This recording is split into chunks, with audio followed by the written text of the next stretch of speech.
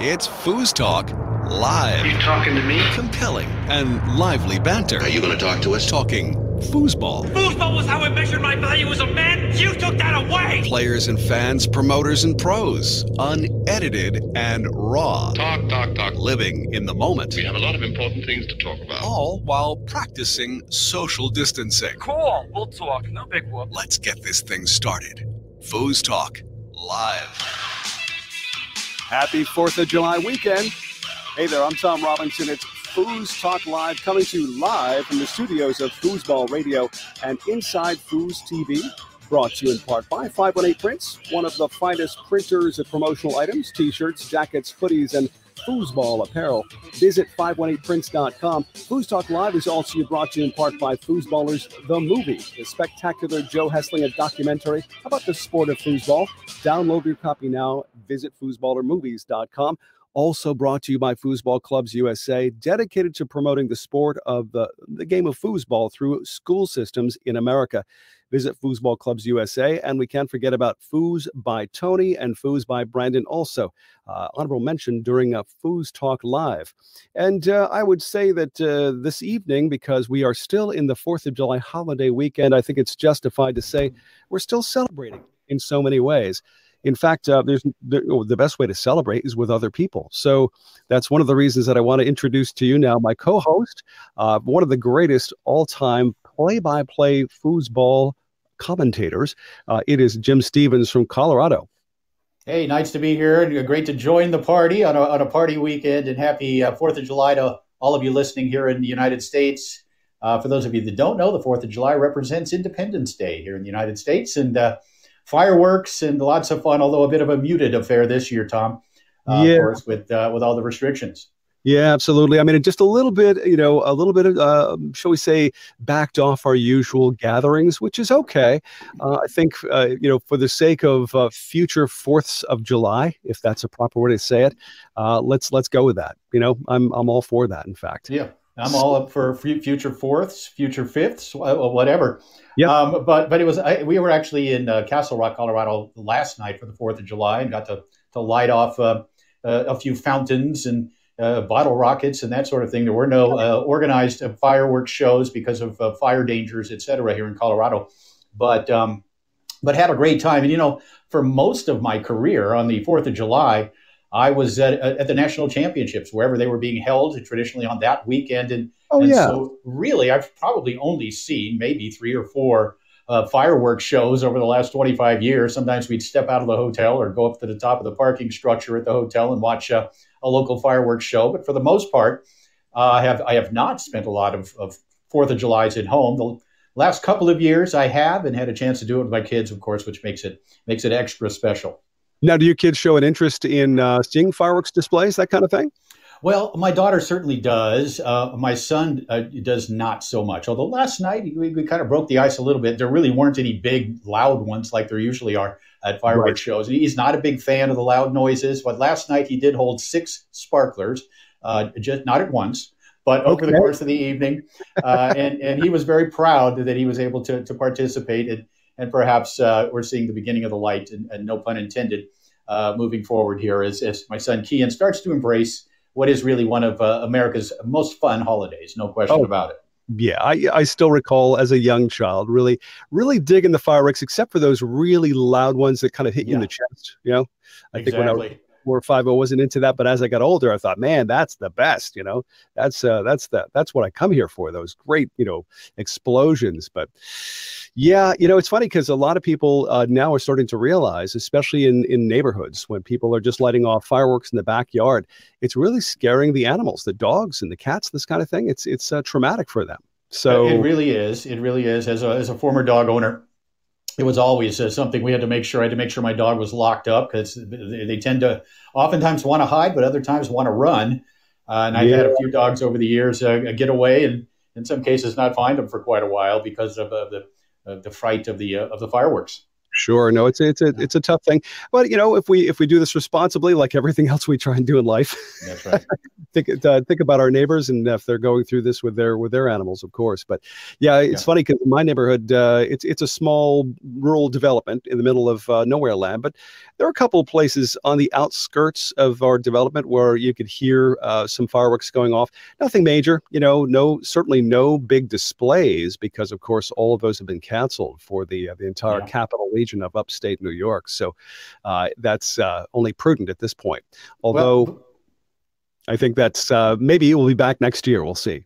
Yeah. Yeah. But one thing I can also tell you, we made the drive to Denver and then back to Durango and literally got back less than 45 minutes ago off the highways. And I'm not sure I've ever seen the highways more busy. I don't think I've ever seen more camping trailers and RVs. And I mean, people are hitting the highways, certainly out here in the West during this summer of COVID. People are looking to get out, looking to get away.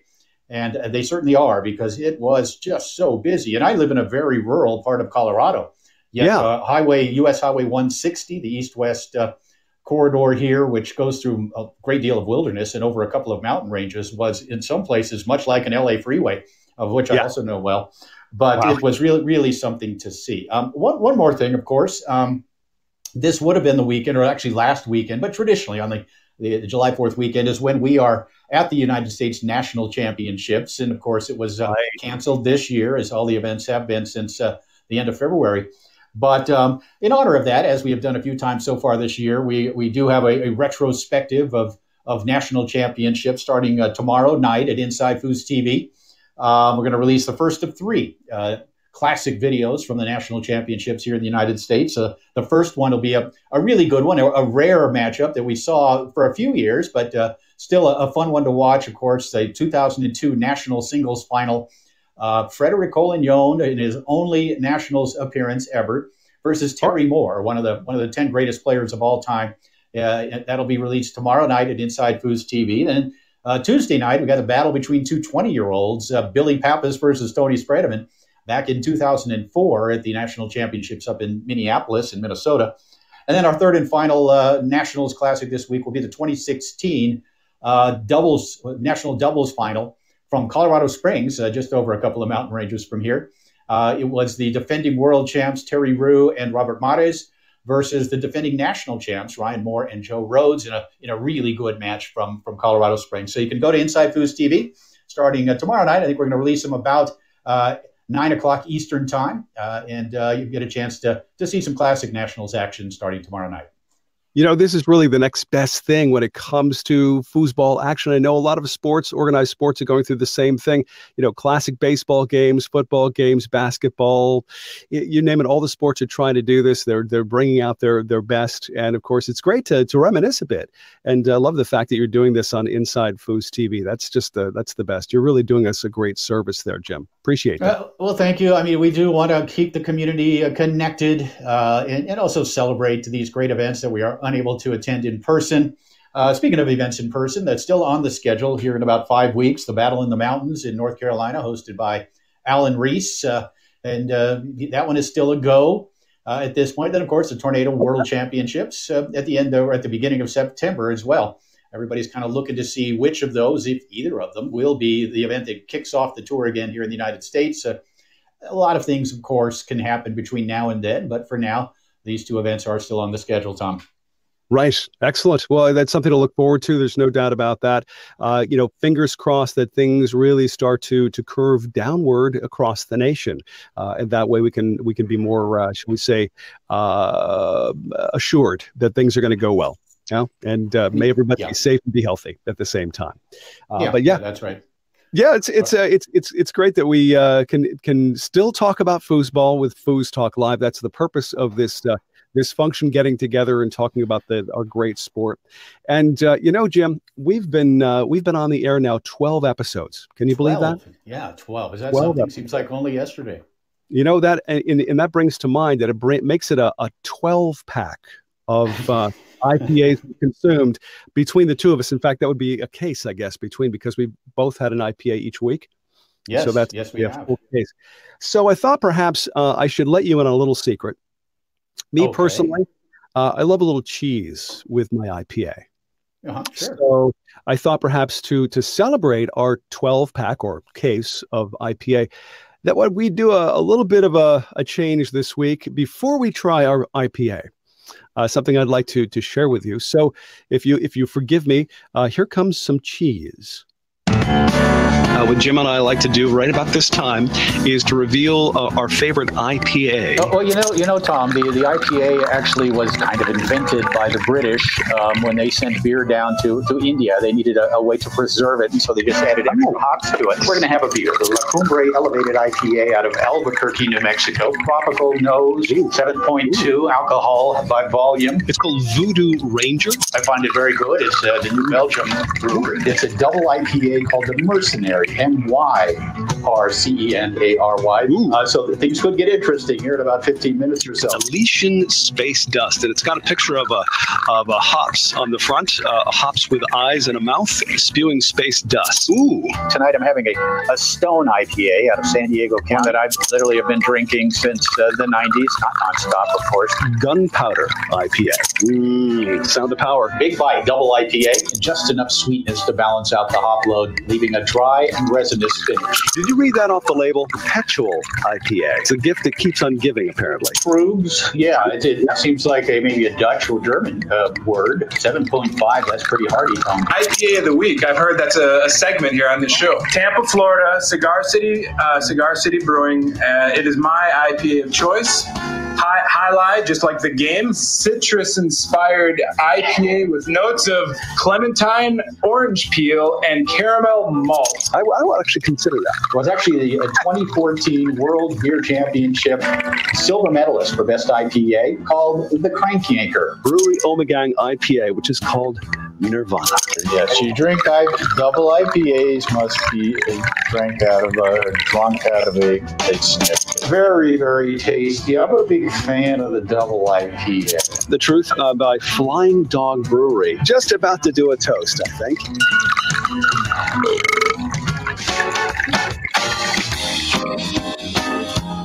Oh, yeah. There you go. There's some cheese. You like cheese with your beer? Oh, I love it. I feel like I just drank a 12-pack. Well, there you go. Awesome. That's a trip down memory lane for sure, because a lot of that I've forgotten. Yeah, right? You get that third double IPA, there's not a lot to remember from that day, but that was awesome, Tom. Well done, sir. Well, it's something that I have to occupy myself somehow. TV just gets boring. So yes, yeah. And you're a radio guy. You're not necessarily a TV guy. You're a radio guy through and through. You're all about radio, right? No, it's true. It's true. And it's the kind of thing that for me, I got to contribute something to the show. So there you have it. Anyway. Yeah, and that was much more than Craft American, that's for sure. That was well aged and with a great finish. So yeah, go ahead. I would say that in honor of our 12-pack, it's time to add the 13th, or no, actually, this would be the 12th beer, actually. So number 12. Okay, you may do the honors. Let me know what it is you're drinking tonight. All right, let's crack it open. It is a bottle tonight, and oftentimes it is. I know you tried a can for the first time last week, but oftentimes it is a can. Some of the better beers do get canned these days. I am having from Bend, Oregon, the Deschutes Brewery, which actually is one of the larger microbreweries around. It's on the Deschutes River. They're in Bend, Oregon, on the east side of the Cascade Mountains. This one is called the Hand Up IPA, 6.5 alcohol by volume. 65 on the IBU chart, which the meter that really decides how bitter a beer is. Okay. It's made with Amarillo, Azacca, and Centennial hops. So let's have, and I've never had it. I'm gonna take a sip of it right now. Sure. Oh, that's nice. That's very, very nice. Yeah, that would do well for tonight's show. Yeah. Well, it sounds like a lot going on there. That's for sure. Can you taste the different bits and pieces of that? You can. Yeah, you can. And the more you drink them, the more discerning of a palate you end up having, and you can sort of describe. It does have sort of a tropical aroma with a crisp, dry kind of finish. Some citrusy fields of floral hop flavor. That is very good. That is the signature, right, of the good. It's the citrusy note. With the Northwest and with the West Coast IPAs, it's a big citrusy floral kind of thing. A little hoppier, less malty than maybe some of the East Coast ones. So it is very regionalized, and of course there's some crossover and different brewmasters move to different places across the country. But I'm a fan of the West Coast style IPA for the most part, Northwest, as this one is certainly. So the Hand Up IPA. Hand Up IPA, and a hand for Hand Up IPA, of course. We're going to stick to New York State this week. I know we did Cooperstown, New York last week. I'd like to go a little further south. It's called the Southern Tier, or the area where you'll find Binghamton, Endicott, Bristol. There is a place called Lakewood, New York, and they are the home to Southern Tier Brewing Company. Now they have something that they actually use a very ordinary looking label, but I have a feeling it's less than ordinary on the inside. I haven't tried it, but here it is. It's called the Two Times Ipa. So it's it's double IPA. Yep, 8.2 by alcohol by volume. So let's see. Let's give this a shot. Okay. Oh, there's some fizz there. Oh, immediately. Oh, that hits the tongue. Oh, yeah, immediately. This might be your first double IPA of the 12 pack. As I think back, I think this is your first one. So all I can say is be careful, Tom. Be careful. Yeah. Well, there's two here, so let's see if they last the entire show. We'll see. But cheers to you. Cheers to the July 4th weekend. And cheers to all of you out there, and happy Independence Day to all of you. Kind of something you can look forward here in the next few minutes. We're going to bring on our third wheel, who has been such a great contributor over the last couple of weeks, and Marc Torres. And apparently, Tom, we have a secret guest coming on tonight that I think that we're going to ask the listeners to see if they can identify him. And I think he also is going to participate on the back end of our top fives as well. Secret guest. I'm intrigued already. So, and you guys are not letting me in on this. So that's okay. I've got to maybe toss out a couple of guesses, perhaps. Would this person stand taller than 6 foot? Taller than 6 foot. It depends on which shoes he has on. Oh, okay. Okay. So probably 6 foot or less. That's is that a good guess? It's in that ballpark, yes. I know that's not much help, but I'm not trying to be much help here. All right. Well, without further ado, let's bring on Marc Torres, who is not a third wheel. He's a big part of this three-legged stool here. So first of all, I am a third wheel. I'm not cool enough to drink craft beer or whatever the hell you guys are drinking, but I will drink Grey Goose on the rocks and crush you, and that's going to happen. Trust me, that's going to happen. The Grey Goose. I have no question about it. No, as we're celebrating Independence Day, which if you were born in the 90s, you think that's when Will Smith and Harry Connick Jr. saved the planet from an invasion? That's what I'm doing right now. So just happy to be here, fellas. Thank you. I'll be the Fresh Prince. Well, you can try. No, great to hear from you, Marc. And we had such great response to last week's show, as you know, Tom. And Marc's involvement. And, Marc's one of those guys, he knows the sport extremely well. He is a very funny guy, but you kind of sit on the edge of your seat in a nervous fashion, not really knowing what he's going to say next. And I think that's part of the allure of Marc Torres. But also his insights into the game are always really sharp ones. And we're going to find out tonight just how accurate his lists are. I'm confident in mine, and I'm certain he's got a few of them wrong. Yeah. But, and the other thing, Marc, when we do these lists, we are not perfect. We certainly have been around for a while. We're students of the game, but we're going to forget some people. And that's where the listeners come in, and maybe they can suggest a few that belong on our lists that maybe we've forgotten. Well, that's the thing. That's the whole thing I would encourage anyone listening to FoosTalk Live. The line is open, and you can jump. You feel like these guys missed the mark, pardon the pun. You could absolutely jump in. Absolutely, and give your valued opinion. We definitely want to hear what you have to say. But you know something, guys? I don't know if you're ready to do the top 5, but I have something special prepared for you as well. Well, I think Marc, are you ready? Are you ready for this? I'm trying, man. I'm already a ball of nerves. What are you doing to me, dude? Let's hear it. What do you got? Well, Marc's confidence has been shaken just a little bit from his opening monologue, hasn't it? Yes. So rattled right now. All I could say is that you better step back. because here it comes. It is time to do this second week of this special event, and we're going to mark it with this. Time once again for the FoosTalk Live Top 5. 5, 4, 3, 2, 1. Here's Jim Stevens and Marc Torres. I'm grooving to that. Wow. To the downbeat. How about that? You guys know I'm a minority, right? I'm dancing to that to the downbeat, guys. I'll show you that too. Is that a minority thing? Is that a minority thing? Totally. I've seen you dance, Jim. Let's move on. It's embarrassing. Good point. Very, very good point. All right, Tom, take it over from here, please.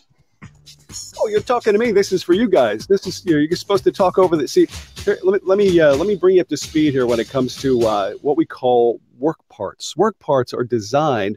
Now, of course, that introduced you guys, and you're supposed to do your thing from there, right? So, I know you didn't get a chance to rehearse this. I get it. I understand. It's all right. But in the future, when you hear the music, that's when you do your thing. Right. Well, and I sort of understand that, but I also kind of anticipated maybe a drum roll as you, with that radio voice, said, and now here's number 5. And then, of course, we have to announce what the topics are, correct? We have 2 topics tonight that we're going to discuss. So Tom, I know we didn't rehearse this, but. Right. So you guys tell me, I know there's 2 lists this week. So you tell me, what's the first list you want to tackle? The top 5 this week is. I think teams. What's that? I think we should do teams. Don't you think? Hey, man, let me just take over. Let's do the top 5 dark horse teams first, if you don't mind. Dark horse. Now, what do you mean by dark horse? What's that supposed to mean, dark horse?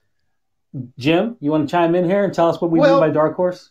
Yeah, as I scrambled here to make sure that there are teams that I put on there, because I don't know that I knew that stipulation. As it turns out, they are mostly teams, yes.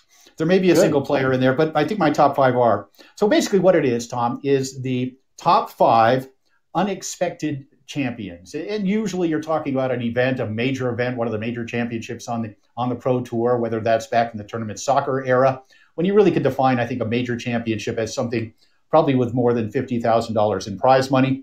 Okay. Whether it was on the Dynamo Tour of the 1980s, where maybe something 20 to 25,000 would have been considered a major back then. And of course, the Tornado era, there are self-described major championships throughout the years, the Hall of Fame Classic or Tour Kickoff, the U.S. Open, the Nationals, the Masters, the World Championships. And then I think you can also throw in there any multi-table type World Championships that have been won would be considered majors as well. So what we're talking about here, the 5 most unexpected, I think, Mark, right? Championship teams.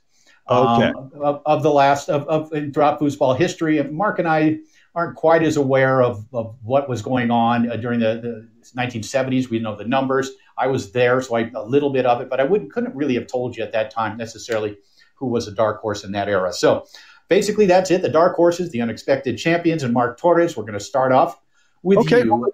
Hold on one second. If I may interrupt for 2 seconds before Mark begins, this is what we need to do. FoosTalk Live Top 5. Number. Oh, cool. All right. Number 5 on the Torres side, 2003, Adrian Zamora and Eddie Gartman. And I'll put it out there like this. Adrian's always been a great player, and he actually won. I remember the one he won with Don Swan. He won one with Carl Miller. When he won this world championship in 2003, he was not expected to win that world championship. And even in the finals, people were expecting Adrian to lose that match. Adrian did things on this 5-bar to Terry Moore that we had never seen him do before. It was an amazing match. Eddie Gartman was back there shooting lights out, blocking, clearing the ball. It was an incredible match, an incredible victory. And I just remember that match thinking, Adrian's going to get blown out of the water. And it didn't happen. Adrian pulled through. So exciting, hometown guy. I got Adrian Zamora and Eddie Gartman at number 5. Wow, okay. I do not have Adrian Zamora and Eddie Gartman at number 5. What I have is kind of interesting. I do want to have the ladies represented.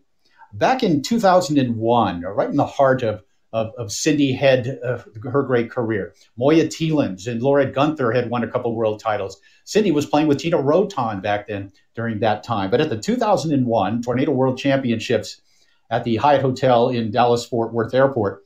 A team by the name of Amy Fletcher and Becky Cherry surprised everybody by winning the women's doubles championships. And I remember it happening, and it was just, who? I mean, literally, we had never heard of Amy Fletcher. Becky Cherry had played on the TS tour under a different name, Becky Spillman. But this was a completely unexpected thing. And we heard from Becky Cherry later. She actually became a mixed doubles partner of Tony Spredeman for a number of years.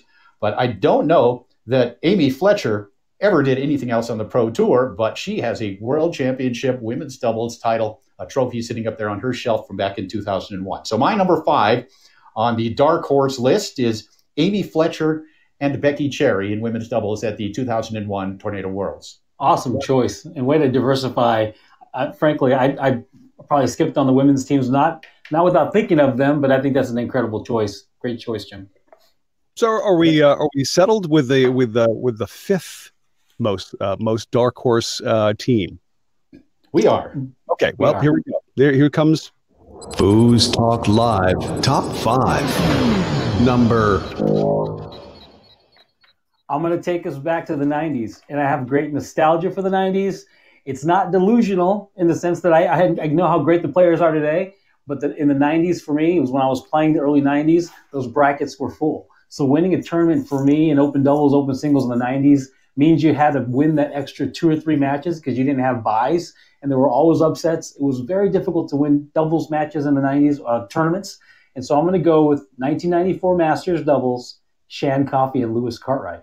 Wow, and I'm going to pick them because Shan Coffey at the time, and anyone can correct me if you want, Shan Coffey, I believe, was a novice. And Lewis Cartwright, he was, right? I think he might be one of the only novice goalies at that to win a major. But Lewis Cartwright played lights out.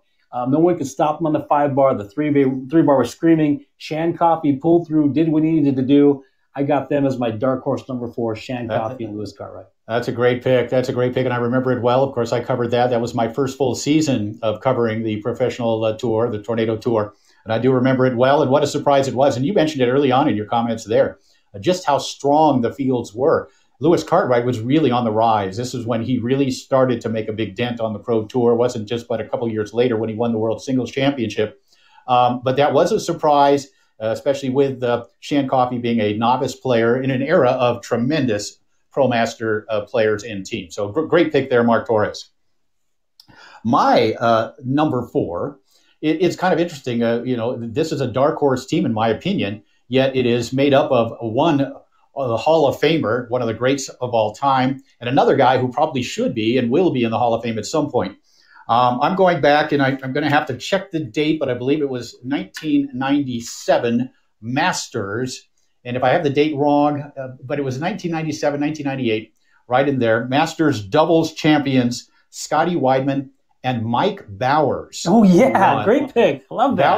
Bowers at that time, I believe, was 43 years old and became the oldest player to ever win. And we thought, boy, that guy's old, right? Here he is, 43, winning an open doubles championship. We thought, boy, that's a record that never will be broken. Well, of course, Todd Lafredo has won maybe 10 or 12 world championships beyond that age since then.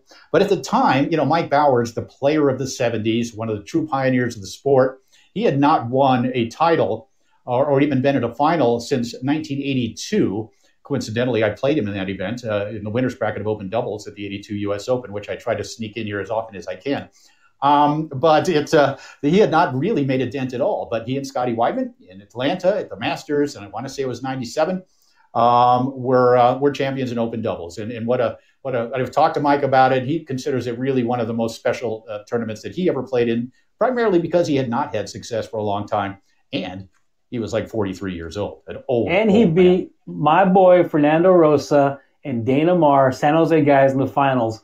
And Fernando was shot his pull shot, and everyone in the world told him, shoot your front toe or you don't have a chance. And Bowers bricked him, and they won that match. Yep. Incredible. It was an incredible win for those guys. Great it was. And so that's my number 4, Weidman and Bowers. Boy, we're getting some very eclectic picks here, Mark. You've obviously done your homework. And I quickly scribbled some names down. Crush you, Jim. Crush you. You are crushing me so far. You are. You changing your mind? What's going on? You changing your mind? No. These picks are good. That's a great pick. That's not a list. It should be. All right, here we go. FoosTalk Live Top 5. Number 3. Staying in the 90s, man. Tommy Atkinson and Russ King, 93 world champions. And this was Dark Horse. I feel Dark Horse, and the reason why, and Tommy was already starting to have some success, but Dark Horse in the sense that there were some of us pros, and we were all pretty good, and someone was going to break out. And it wasn't going to be me, because I had already stopped practicing, and I did my 3 years of practice. I was done practicing. It was going to be like Fernando, Tom Yor, Tommy Atkinson. It was going to be Robbie. It was going to be Terry. And it was Tommy Atkinson, and he won singles and doubles that year. They had a Calcutta, and Russ King made out like a bandit. Like, I don't know how many thousands of dollars he made on the Calcutta, because he didn't let you bet on their team. But Tommy crushed everybody in the field. It was a wicked great tournament, and seeing Tommy win that match, we knew he was going to be the breakout superstar among us pros at the time. So that's my pick at number 3, Tommy and Russ, 93. Well, that was my first world championship with Inside Foos. Evan Stachlik and I sat there and commentated that match, the final, which was so entertaining. But Tommy Atkinson and Russ King had a very good year. I believe they were national champions as well. Tommy Atkinson was really coming on. I believe Tommy was 17 at the time. But he was looked at as the next big superstar. Those two did, while it was a great accomplishment, it was somewhat surprising. Winning a world championship is certainly multiple levels above any other event. But for me, that one did not make my top 5. However, a very, very fond memory. And I'm not sure you're crushing me anymore. Okay, fair enough. All right, my number 3, and this is a good one, and it's another good friend of yours as well, Marc Torres, I think. The 1994 U.S. Open up in Minneapolis, when Chris Doobie and Merv Schrock won open doubles. If you've never seen Chris Doobie, Chris, for much of his career, later in his career, was a midget wrestler on television shows, very famous, Little Cato. And he was midget wrestling. He was wrestling at this time as well. But for him to whip out that pole kick with such consistency, the 5 was on fire. Merv Schrock, out of Kansas City, was a very consistent goalie, very smart goalie, just cleared the ball. But it was just so exciting to see Chris Doobie, who would celebrate every goal, right? I mean, he would just celebrate it and had such excitement for me to commentate it. Exciting for the sport as well. My number 3, Chris Doobie, Merv Schrock at the 1994 U.S. Open up in Minneapolis. Jim, you're not supposed to call them midgets anymore, by the way. You're supposed to call them hobbits, but we'll just leave that for a more politically correct show. Thank you, Mark. I appreciate you pointing that out. Hold on, I'm going to write that down. I didn't realize that, Mark. Did not realize it. However, you're welcome. He is allowed to call himself a midget, which he did. He does between just about every ball. And it was called, and I was careful with this, it was indeed called midget wrestling. It was. Yes, sir. And he doesn't mind it at all. He's a great. I talked to him, like a month ago. That should be. I mean, that's one of my honorable mentions. My enthusiasm for Tommy's win won out over that match. But that's a great choice. I love that win for those guys. All right, I can't wait to see what your number 2 is. FoosTalk Live Top 5. Number 2. My first year playing. And I ended up playing with this guy in 3,500 Limited, which, if anyone remembers, I don't think they have this event anymore. Basically, a rookie gets to play with the pro or master later on. 1988, world champions, Carl Miller and Randy Stark. And so that was the year I started, 88.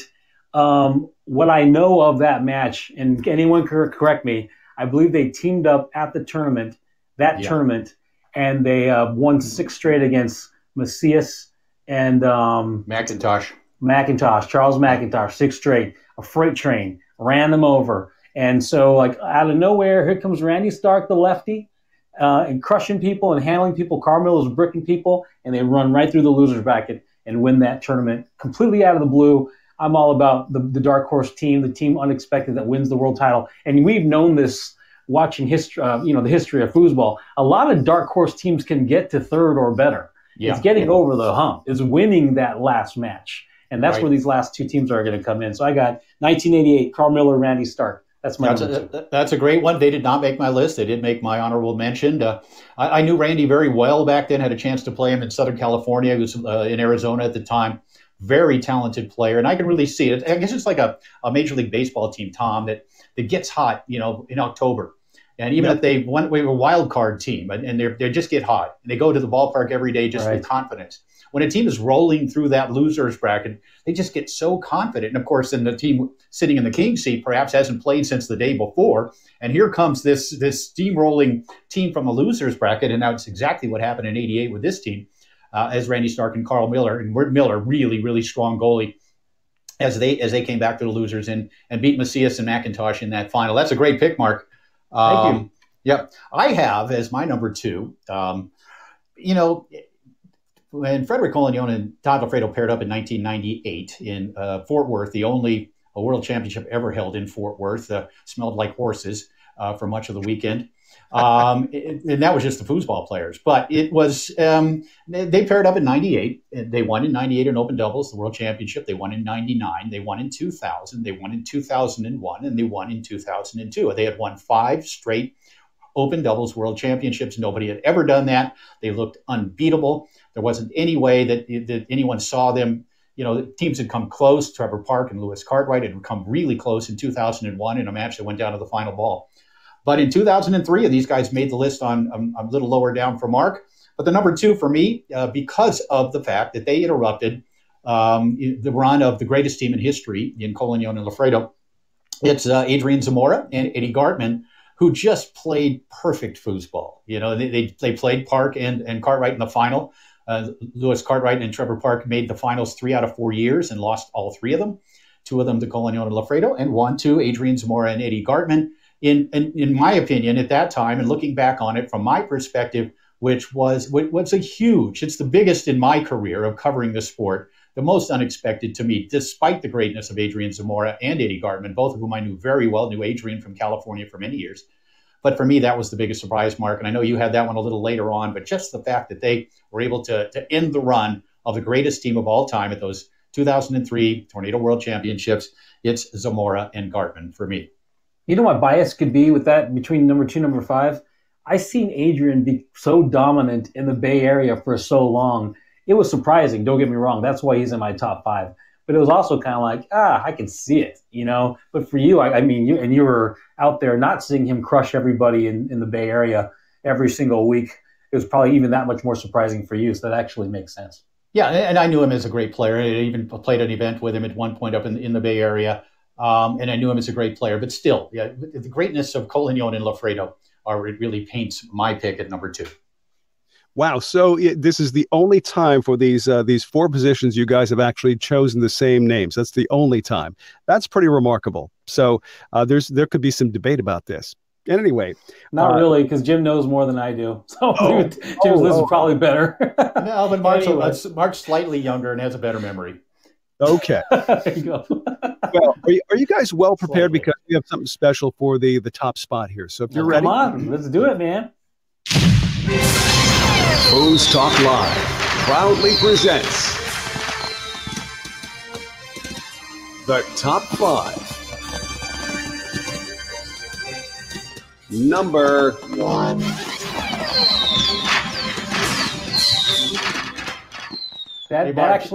That sounds like a scene from Tropic Thunder when Robert Downey Jr. says, "I'm a lead farmer." One of the greatest performances ever. One of the greatest performances ever, which would not be allowed these days. Top blackface performer of all time. Top blackface performer. Yeah, not even close. So, Mark, do you want to say this last one together? Because I think we probably have. You know what? It's got to be. Yes, it's got to be the same one. And I'm going to let you take it over. And I just want to say this. I was 4 years old. It's got to be the same one. I was 4 years old. I know this from mythology and from the Foosballers documentary, and it just can't be. I mean, we talked earlier about the scenario where the dark horse team can get to 3rd and 2nd and 5th all day long, but can they get over the hump? And to do it in the biggest stage of all time at a certain age, and I'll make one other analogy. Who is Michael Jordan if he doesn't make that shot as a sophomore in North Carolina to win the championship? Yeah. Right? And the same thing, we're talking about the same team. I know it. Jim, why don't you take it away? Who are we talking about? Well, 1977, my first year on tour, the first event I ever played, the LA Open. How old are you? Anyway, keep going. I was 4 at the time, same age as Mark. And I didn't go to the event. It was held in St. Louis, but I had friends that did go to the event and were there, came back talking about it. And so I feel like I was there. But of course, as you said, it's really entered into the mythology of the sport. 1977, $250,000 World Championships. Todd Lafredo, Gil Jackson, both 17 years old, coming out of the Denver area, which at that time was just kind of starting to become really one of the all-time great strongholds, a little bit before the Arapahoe Club was formed, I believe, or maybe the early days of it. But two 17-year-old kids go to St. Louis for more money than they've ever seen in their entire lives and somehow get through an incredibly deep field. I believe there were something like 2,000 players at the event itself. Todd Lafredo, 1977, with Gil Jackson, the late Gil Jackson, who unfortunately passed away in the early 80s, a motorcycle accident. A great bank shooter, great all-around player, tough dude. Two 17-year-olds win in 1977. So we agreed on something. Awesome. Yeah, no, great, man. That's great. Doesn't that make it more interesting? Yes. to really bring a few more in there, and we've forgotten a few. One of the other ones you talked about teams, but one of the kind of dark horse, and I know it's hard to imagine this, but two of them really came to mind for me. Johnny Horton in 2001. All right, Johnny Horton, great player, won world championships in the 70s and the 80s and the very early 90s, and then was banned from tour for I believe 5 years. And then came back out on tour and won the 2001 World Championships in what was really kind of a surprise. I mean, we know how great he can be, but apparently he had straightened up a little bit, if you know what I mean, and came out and won that championship over Robert Mares in the final. That's one of them. The other one would be the 2009 Masters Singles Final, and I think Brad Anderson might have piped in with this one, or maybe sent me a message. But Mickey Munger, out of Georgia, a good pro player, ends up beating Ryan Moore and winning the Masters Singles Championship in 2009. Now, that event had lost a little of its luster. It wasn't quite what it had been when it was one of the most prestigious titles in the sport. But that had to be at least in the conversation. And Mark, you maybe have an honorable mention or two as well. Charles Britt winning Masters Singles. Now, I think he won Open Singles and Masters Singles that same weekend. Correct me. I think he won Open Singles, and he was one of those guys that was a rising superstar, and then I don't live in the area, so I'm not sure. He kind of just falls off the face of the earth and is like floating around a little bit. But I remember that was a great win. But and when Jeep won Open Singles, I think that was '88 as well. Was that '88? He won. Jeep won. He won Open Singles. Yes, '88 World Championships. Yes. Yeah, and so here's the curious thing about foosball. You don't know when someone's peak is until their career is over. So you can get someone like Mike Bowers who comes out and blows you out of the water out of nowhere in his 40s. And so that's the lovely thing about foosball. The margin of error is so slim that these guys can come out of nowhere and do something amazing when you don't expect them to do it. But it happens all the time. All right. So there's our list of dark horses, Tom. The unexpected champions throughout the history. I think we did pretty well. And I know other people are posting some of their thoughts as well, which is really what makes this so exciting and interesting. Right. No, it's there's so much history and so many matches to choose from. How do you narrow it down to top five? That's a tough one. It's very difficult. But I admire your fortitude.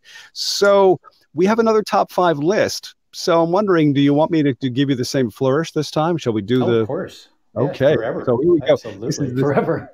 And this is best player or team, and no, best player. The best player to have never won a major championship. And again, we went over the parameters of what we consider major championships. So the best to never have won, in the opinion of the brilliant Marc Torres and the very average Jim Stevens. I love that. Time once again for the FoosTalk Live Top 5. 5, 4, 3, 2, 1. Here's Jim Stevens and Marc Torres.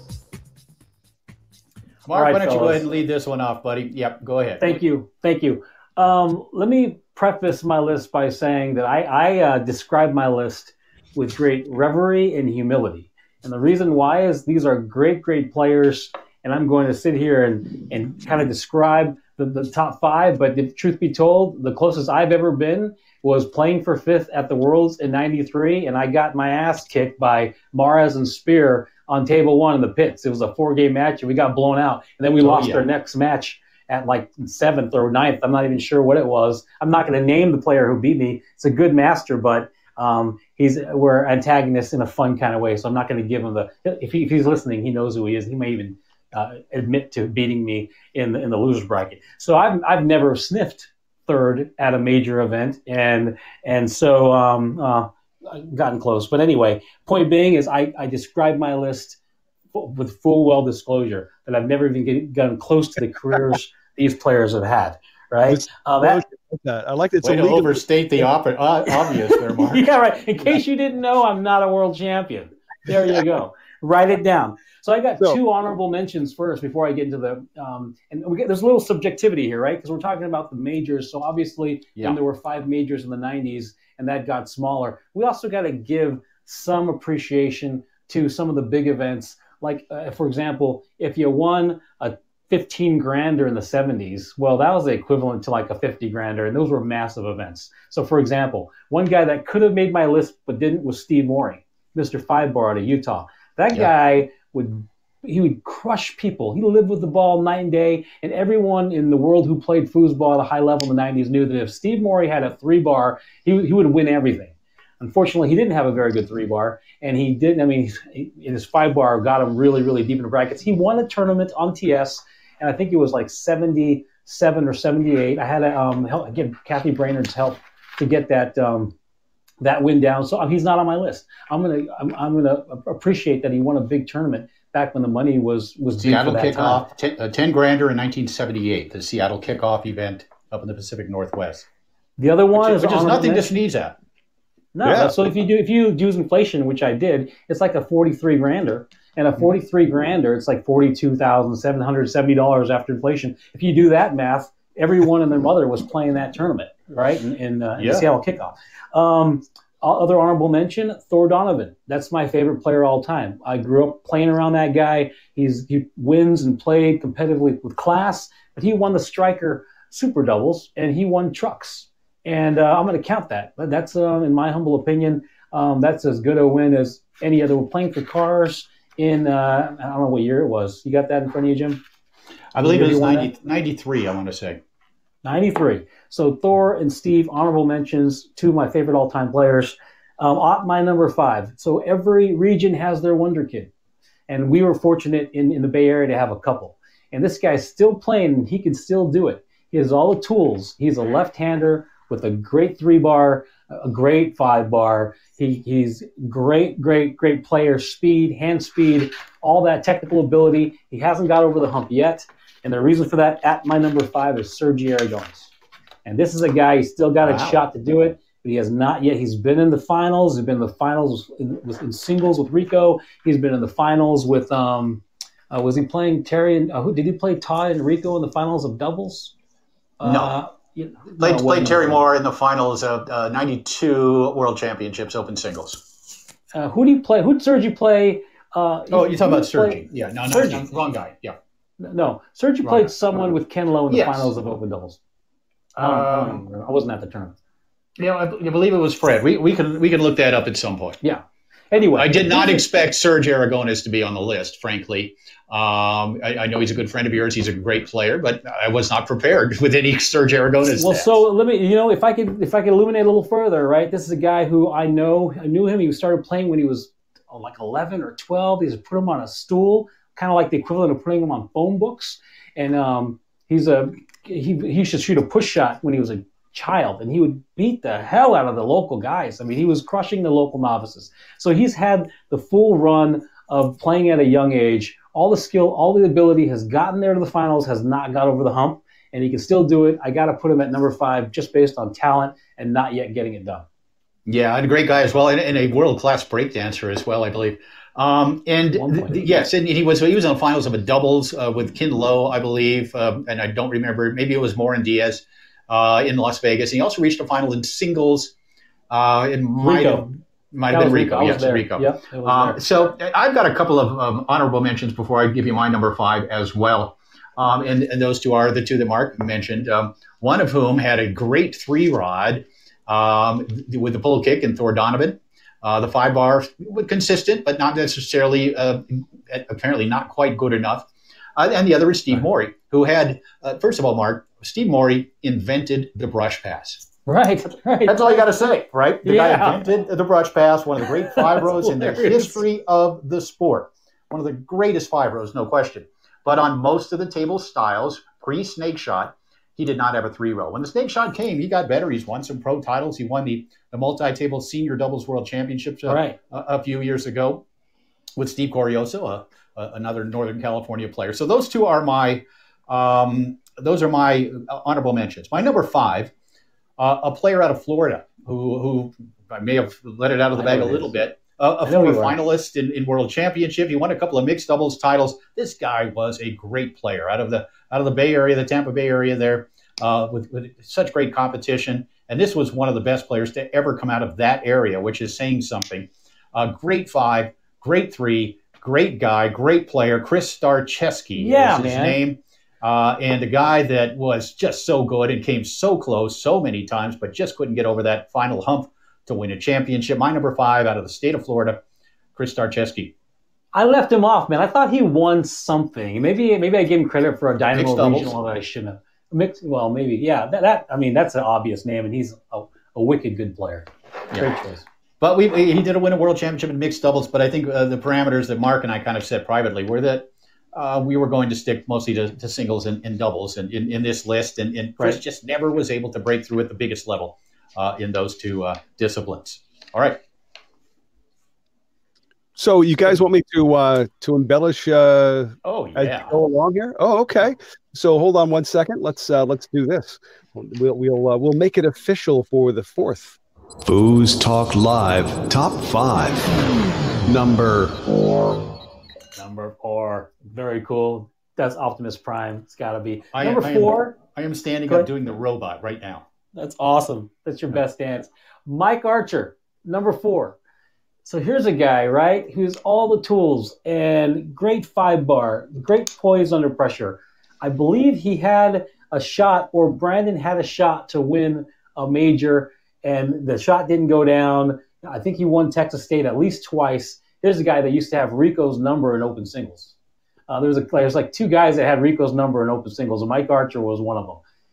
It is, like I said, it's not too late, right? If the guy wants to come back and play, he could still win that major title. But I think this is a guy that should be high on anyone's list who has all the skills, all the tools, and all the respect of the other masters. And if he put it all together, it would be no surprise if he did win one. It's more surprising that he hasn't won one yet. That's my number 4. Right. Boy, you are unpredictable today. I did not have Mike on my list either. And yes, Mike, a 2-time Texas State champion with Brandon Moreland. I believe he and Brandon also finished second to Terry Moore and Rick Macias at a Hall of Fame Classic. I think that's what you were referring to. But one of the smartest players, does not have an overpowering right hand. Very good 5-row, but just really smart. A guy who worked in the booth with me for probably 20 or 25 matches over the years. Extremely smart, really knows the game. I have to say that's a really good choice, but not in my top 5. At number 4, I have, out of Minneapolis, Minnesota, Steve Mose. Mose in an era that really was the second golden era of foosball, Tom. The late 80s through the early to mid 90s, that was just loaded with players. At any one event, there were probably 20 players who could come in and win the Open Singles Championship, good 10 or 15 teams as well that were going to be in the mix. And during that period of time, Steve Mose was always knocking on the door, had a tremendous 5-row. His brush series, his up looked like his down looked like his up, just had a great feel for it. A good shooter, not a great shooter. That's probably what cost him. But my number 4, a very talented player who knew the game extremely well, extremely smart player, great 5-row, Steve Mose. You know, the year that I took ninth in open doubles, Gummison and Mose were the 2 seed, and that was like our 3rd match, and that was probably one of the biggest wins for me to get to play for 5th. Was beating Mose and Gummison. Those guys were the number 2 seed at the Worlds. They were a monster team. Mose is an incredible choice at that spot. FoosTalk Live Top 5. Number 3.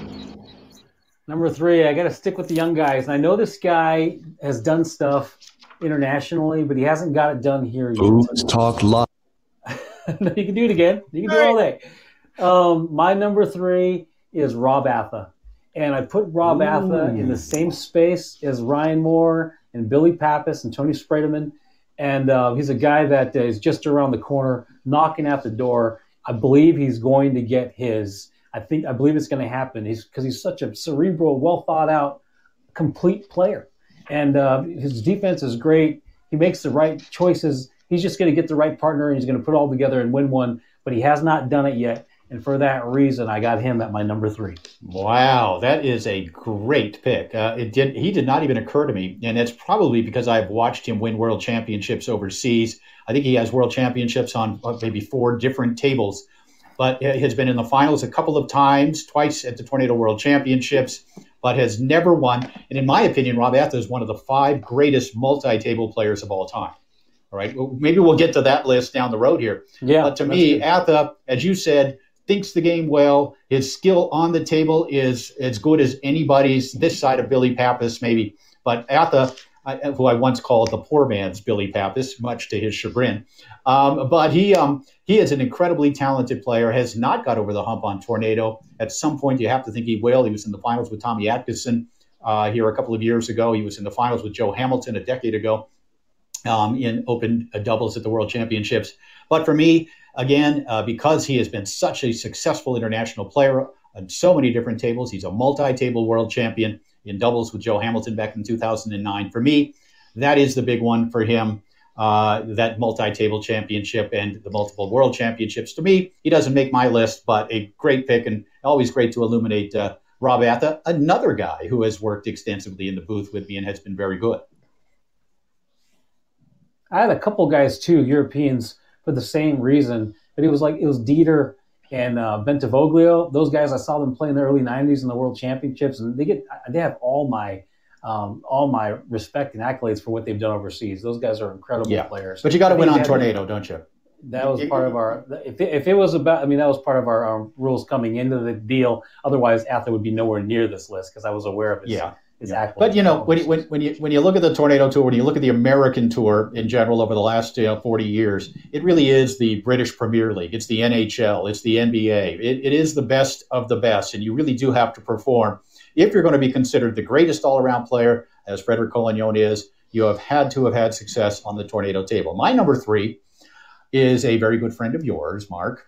A guy that has just such a clean game, strong 5, strong 3, looked good doing it, has had, always in the mix for championships, always up there knocking at the door, but never could get over the edge. He did win a mixed doubles title, world title, but it's Fernando Derosa out of the Bay Area of Northern California, a guy that you always thought you look at his game, you look at his style, you look at the way he went about himself on the table, and you kind of thought, this is a guy who's going to win some championships, yet he never could win a doubles or singles major championship. And, of course, I know, Marc, you know Fern very well, and I'm sure there's a fair chance he's on your list as well.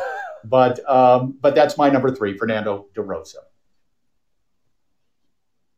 So we're knocking it down one at a time. Marc, do you have something else you want to say about the number 2? I could jump to my number 2 because it's actually his number 3. Well, before we get robot. Yeah. FoosTalk Live Top 5 number 2. Awesome. So my number 2 is Fernando Rosa, and for the reasons you stated, in that I get a certain bias because I grew up around these guys, started playing, approximately the same time, and spent hundreds of hours in my garage on a foosball table from 89 to 93, just hacking around with these guys. Fernando is a mega talent. He's got, we're talking about and I talked about Wonder Kids, regional Wonder Kids. Fernando could do anything on a foosball table after seeing it one time. And he could do it as fast and as hard and as well as anybody. So he had all that going for him. We know from other sports, not excluding foosball, that it takes more than that to get over the hump. And so Fernando's been in the finals more times than I can count. He's been a third more times than I can count. So his total foosball resume is as impressive as anybody's. but he doesn't have that big W yet. So I got him at number 2. And I see you said yet. You did say yet. So maybe we're gonna hear from him again at some point. My number 2. I'm looking right now. I'm looking at the Who's Who of Table Soccer, written by Kathy Brainerd.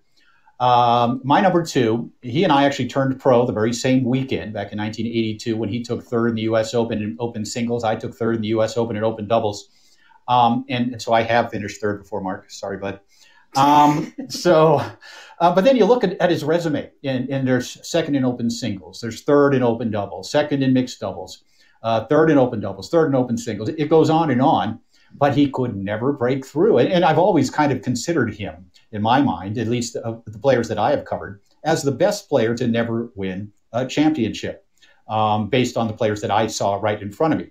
And that's Evan Stachlik out of San Diego, California. Right. Evan, super talent, could play forward, could play goalie, could shoot pull shots, could shoot push kicks.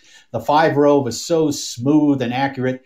This is a guy who played every event. I think when I first came out on tour, he was probably playing 20 events a year, the 5 majors, plus every single state championship, every regional championship. One of the guys who was in that van with Terry Moore and Robert Mares that they talk about in the movie, and Bill Partridge, as they toured the country.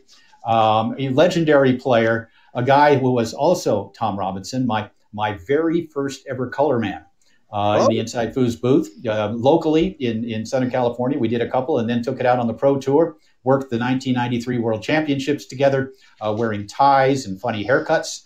And I got a chance to see Tommy Atkinson almost triple at that event. But Evan Stachlik, a guy you always felt should have won at least one and probably more major championships, Mark. Agreed. Absolutely agreed. He's from California, so he'd come up north to play the regional stuff, Cal State, $5,000 tournaments, and I would just marvel at the guy's skill level, the ball control, the pins, the things he could do on the 5-bar and 3-bar, and I just thought, man, I'm never gonna be able to do those types of things because they were like miraculous skill on a foosball table. Now, are you ready for the number 1 position? Are you ready? Because we're going to do this with Flourish again. All right. Here we go. Yeah. FoosTalk Live proudly presents the top 5. Number 1. I'm a lead farmer. All right. Hey, it's exciting. Jim, I'm going to ask one question before I reveal my number 1. All right. Did you go to the 70s for your number 1? I did. I'm thinking we have the same guy. I'm going to let you do it this time. I'll do some follow-up with it. No, I've got a lot to say because this is your era, man. I'm going to be brief. I'm going to say that I'm sure we have the same number 1 once again. I figured we went to the 70s for doubles. We're going to the 70s for the singular player. So this is a guy who I think it was 93 or 94. I can't remember. 1994. Was 94. Okay. I was at this tournament, World Championships. I heard a master, like an OG, older gangster master was going to play. So I'm like, I got to check this guy out. And he's playing open mix with Kelly Parasita. Is that correct, Jim? That is correct, yes. Yes. And so I'm following this guy around. I'm like, holy crap, man, these guys are amazing. And he keeps winning matches. And his push kick is lights out. It is lightning. And his 5-bar, he's got everything. Brush up, brush down, wall pass. And he's just wrecking people that are like, well, I think are the best players on the tour. He's crushing these guys and gals. And so we have this nostalgic, romantic memory or idea of what the 70s were like. And then you see a guy who was great in the 70s come out of nowhere in the 90s and just manhandle people like they're kids. Like he's done this before. It was brilliant. We're talking about the same guy, Jim. Why don't you take over and fill in the blanks? One of the smartest players to ever play the game, I think. And I don't think we put him on our list last week, but I had a chance. And this is a guy who also became a very, very good friend of mine. You talk about that 1994 second place finish in mixed doubles. He lost to Todd Lafredo and Tracy Hill, the late Tracy Hill, in the final, documented by ESPN, who was there that weekend. But he had not played in a major championship event before that 94 season, I don't think, since 1981. He was hired by Tornado that year to help promote their company in the table, et cetera. So he kind of came back out on tour. He was as surprised as anybody to get to the final. But if you know Ken Allwell, a guy that was just a smart player, so smooth and athletic on the table, a player who during the late 1970s was an elite player, mentioned in the same breath with Wiswell and Furry and Bells and Bednar among the great Minnesota teams, a guy that was expected to win, took second place in some of the biggest tournaments of all time, the 1977 World Championships, the 1979 Super Doubles, $100,000 in 1979 Super Doubles. When he lost to another very good friend of mine, a Southern California player named Ben Rivera, who along with Tom Klein won the pro division. Ben Rivera was a protege of Ken Alwell's. Ken Alwell taught Ben Rivera everything he knew about how to play pro foosball. And then Ben comes into that Super Doubles final in 79 and beats him for $25,000. But Ken Alwell, it isn't that Ken Alwell played poorly in any of the finals that he lost. He just lost to legendary players who were on top of their game. But this is a guy in the toughest ever era, the late 1970s, was one of the 5 best players on tour based on the stats, based on the money winnings, but did not win a major championship title, picked up a couple of state championships, which was significant back then, as Mark said earlier, but never was able to get over the hump in those biggest events. So I have to go with Ken Alwell, one of my very best friends as well in the world of foosball, as the greatest player to have never won a major championship. That was quite a list. So, okay, why don't you guys do the recap of the top 5? So give me the, first of all, the top 5 dark horse teams. Mark, you begin from 5 to 1. Give just a quick recap. Sure. Adrian and Eddie, 2003 World Champions, 94 Masters, Shan Coffey and Lewis Cartwright, Masters Doubles, 93 World Championships, Tommy Atkinson and Russ King, 88 World Championships, Carl Miller and Randy Stark, and 77 World Champions, Todd Lafredo and Gil Jackson. I have a number. Go ahead. Yeah, I have a number 5. I have Amy Fletcher and Becky Cherry at the 2001 Tornado World Championships. Number 4, Scotty Weidman and Mike Bowers, I believe 1997, might have been 98, might have been 99, Masters Open Doubles champions. Number 3, I've got Chris Doobie and Murph Schrock, the 94 U.S. Open up in Minnesota. Number 2, I've got Adrian Zamora and Eddie Cartman. And as Mark said, his number 1, same as mine, Todd Lafredo and Gil Jackson.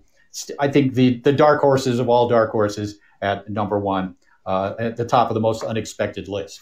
All right. Now, our second top 5 list was the best players never to win a top championship. So, Mark, begin with 5 and bring it all the way down to 1. Go ahead. Sergio Aragonis, number 5. Mike Archer, number 4. Rob Atha, number 3. Fernando Rosa, number 2. And Kenny Alwell, number 1. And I had Chris Starcheski at number 5, Steve Mose at number 4, Fernando Derosa at number 3, Evan Stachlik at number 2, and the best player, in my opinion, to never win a major championship was, as Mark said, Ken Alwell. So we agreed on the 2 number 1s, and not a whole lot more there, Mark, but the 2 number 1s, I think, were pretty obvious, and there has never been a more obvious one, I don't think, than Todd and Gil. I mean, that was the ultimate, and I don't think we'll ever see anything quite like that again. Yeah, no, it's amazing how many players you have to choose from, and I don't know how you guys did this. Would it take like a week to put this together? It took hours. I'll be honest with you, it took hours of a lot of like careful thought, because you know there's a lot. I mean, look at our lists are completely different, and every pick has some value to it. Yeah, it's amazing, and it's kind of subjective in some ways, of course. So we have hey, you guys, while he's sitting here, before we lose him, we have our world champion mystery caller Hall of Famer. So, okay, Tom, if you don't mind doing the honors. So, yes, we've had a mystery guest who's been hanging in there for us. We greatly appreciate his patience. And, I gave up a while ago as to who this might be. So, Mark, you may reveal as to who is. I don't know if why don't we try to reveal? Why don't we do this? Why don't we let him give us his list? Yeah. And then see if people can guess. But a little intro. Okay. This guy is awesome, and I love this guy. And are you there, boss? I'm here. Can you guys hear me okay? Yes, sir. Loud and clear, man. Who is Tom, why don't you do the honors? And Jim. Well, yeah, Tom, should we do the top 5 for him as well? Absolutely. Mystery caller, are you ready with your lists of dark horses and greatest to never win? Yeah, I'm ready with my list. So for the dark horses, okay, I had a couple teams on my list that were similar to yours, Todd and Gil, and Doobie and Merv. The other teams that I had on my list going back to the late 70s was Ronnie Neboy and Ed Shemp. Ooh. And just about everybody on my list are all great players. But at this time, Ronnie Nevoy, I think, was 15 years old and won a awesome. $50,000 tournament. And he won open doubles at that tournament. Wow. Another one on my list was Tom Yore and Casey Pruitt in the 94 Nationals. Right. And they beat Terry and Gus in the finals there. And this was when Terry was winning just about everything. AZ, go back. I'm sorry. Go back. Go backward. Go backward from 5 to 4 to 1. Mystery caller. Okay. I actually had mine kind of set up chronologically. The cat's out of the bag, I think. You're sounding really white today, Iceman. Did you say our mystery caller was crazy? Is that what I heard you say? Crazy mystery caller. I'm the worst, man. I'm an idiot, by the way, but keep going, please. So, somewhat in chronological order, it was Ronnie Nevoy and Ed Schemp. I also had Chad Hansen and Steve Cobian when they won the doubles title of Worlds in '86. And I believe they teamed up at that tournament as well to win that thing, and they beat the European team, Benty and Thiel, in the finals. Peter, wow. Yore and Pruitt, which I mentioned, and then I also had Scipiora in the Masters, and he was a great player, but I think this might be his only majors, and he actually doubled at that tournament, winning Masters singles and open doubles with Swan. Yeah, 2000 Nationals in Charlotte, North Carolina. Yeah, that's correct. Good one. Yeah, and then not so surprising team, but I think needed to be mentioned was Jeep and Tina Roton, just for the significance of her winning this an open event. 85 Nationals open doubles. The only woman to ever win a major championship in open doubles. With Greg Perry. Yep, that's a good one. Boy, Mark, we missed a bunch of them. Yeah, I forgot about Scipiora. I forgot about Jeep and Tina. Wow. Yeah, so now my list, that was the easiest of the list. The other list, great players that haven't won majors, was a little bit tougher. I had Evan on my list, but I show him as winning a super singles in '86. And I think that's his only major. It was a super singles, super doubles tournament, and he won the super singles event. I also had, I didn't have Mose on my list, but Mose won an open doubles with Scott Stewart in 2001. Where? It was a NATSA Western. It was on Tornado. That's right. Yes, that is true. Wow. That was the Western Open. He did. The West Coast Open. Yeah. In San Jose, I think. Yeah, they had the West Coast and the East Coast, and then you had to meet in the middle of the country to finalize. Well, not that year. No, that was the year of NATSA. That Ken Aldwell, coincidentally, was the man behind NATSA in 2001. We did a tournament in San Jose, which, based on the turnout, and Johnny Orton was there, making a spectacle of himself. But it was, but it was not necessarily what I would have called a major championship. So that's why I kind of let that one go. Okay. Mm-hmm. I had Starcheski on my list. He was up there in a lot of tournaments. He did triple at a 91 East Coast Open, but not considered a major. But just to show you how good of a player he was, I had Archer on my list, Fernando and Atha. All the only guy I had on my list here that you guys didn't mention was Lou Salkin, and he's also just almost tripled in one of the East Coast big tournaments, but I don't think he's ever won a major. Never won a major, was maybe the best official or one of them in the history of the sport, certainly. Had goalie award titles, a mixed doubles title, but it was never able to get over the hump at a major championship, but was a significant contributor to the sport. No question about that in other ways. And Lou Salkin, I think, a guy that maybe deserves some consideration for the Hall of Fame based on what he did off the table as much as what he did on. Yeah. And then a couple honorable mention doubles teams, Mario and Kane and Serge and James, both teams capable of winning right now. They're just knocking on the door and just need to have some little bit of luck, and the real big thing is you just got to beat like Tony or Ryan or Rob Lafredo.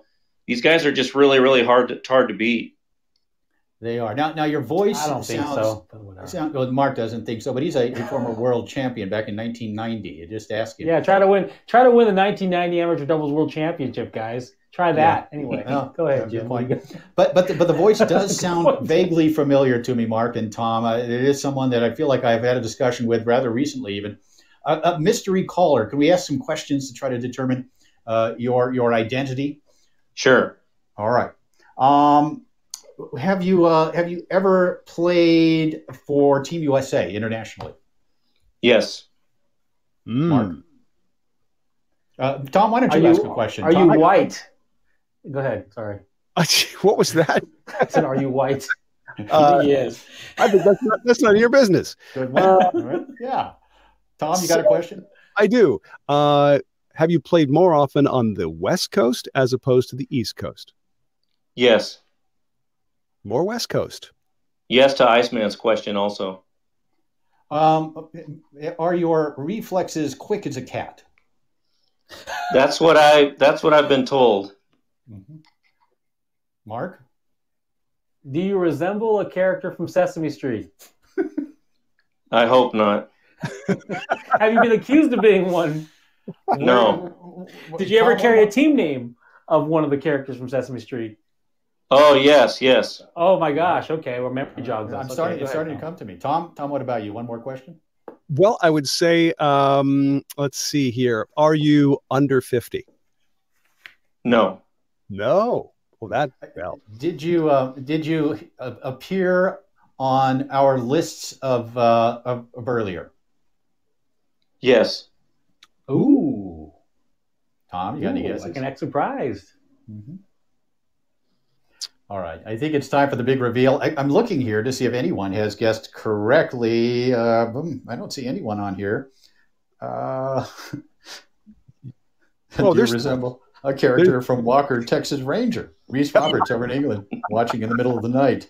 Apparently watching Walker, Texas Ranger in the middle of the night. All right. Someone online has guessed correctly. The Foos Consigliere, whoever that is. I don't know who that is, although they're very active. The voice unmistakable. Has guessed correctly. And Tom, let us introduce you to one of the great players of all time, the Hall of Famer, the 2003 Tornado World Open Doubles champion with Eddie Gartman, Adrian Zamora. Adrian. Hey, Tom. Nice to meet you. I've heard your name many, many times, including not including tonight, but on other occasions. Yeah, your reputation precedes you. And thank you for joining us for FoosTalk Live. My pleasure. Can we get it? Go ahead, Tom. Yeah, no, I was just going to say, how's your 4th of July weekend? It's good. Actually got to see some fireworks this year out in the front yard. Normally I'm hunkered in with my dogs that that freaked out from the noise, and that dog is no longer with me. So the dog I have now seemed to be okay with the fireworks, and a bunch of the neighbors were blowing off a bunch of fireworks. So we went out there for maybe a half hour or so and got to watch. So that was fun. Okay, cool. Well, it's great to hear your voice, and I hopefully get an opportunity to meet you in person sometime very soon. But yeah, this is great. As a mystery guest, I would not have been able to figure it out. So thank you for finally revealing yourself. Telling us your name. Yeah, we don't reveal ourselves on radio. Yeah, right. I don't know what that means. That's But Adrian, a couple of things. While we've got you, we might as well talk with you for a minute or two here. But talking about some of the highlights of your career, and it's a career with so many highlights. Obviously, a Hall of Famer, world champion. That in 2003 event to the World Championships when you played with Eddie Gartman. When did you realize during the course of that event that you could win this thing? You know, obviously Fred and Todd had won 5 in a row, and coming into that event, they were the heavy favorites, and that tournament, the tour was so loaded with great teams. But when did it occur to you during the course of play that weekend that you and Eddie could win this 2003 world title? You know, I actually think in that tournament that I played all well, and I'm drawing a blank on his partner's name, but he was a really good goalie from Minnesota. And we went match point with them. This was maybe several rounds up in the winner's bracket, and we beat them. And it's interesting because at this point in my career, I kind of felt like maybe it wasn't going to happen for me. And winning open doubles at this World Championships was my absolute dream. Just I was obsessed with it. And a couple other things that were of interest at this tournament for me now, looking back on it, is I was just really loose. Maybe the expectations weren't quite there, so it helped me relax a little bit. But I had really had a lot of problems with Terry Moore on the 5-bar. And the plan every tournament playing him was to basically do something different. And every tournament when I had to play him, I would just get into my rut and I would maybe change the timing a little bit, but I would just fall back into my normal 5-bar routine, and I'd basically have the same outcome where he beat me, and it was because of that. And when we had to play Terry and Rob Mares, I finally just executed the plan, and that was just to completely mix it up on the 5-bar. And really what I did was pre-pick passes, and I was just bouncing off the wall and doing a brush up or bouncing off the wall and back down. And while that doesn't sound like championship type play, the reality was what I've been doing before against Terry wasn't working. And I was loose enough at that tournament to go ahead and try it. And we were able to get past them. And I think it was after that match when I really kind of started thinking, and I think I even said to Eddie, hey, I think we can pull this thing off. And things worked out. And yeah, took a while to sink in. It was a really big deal for me, a special moment. I'll say something about that match because I was there, and I remember specifically a specific moment in the match when you did a middleman lane pass, like on a half second.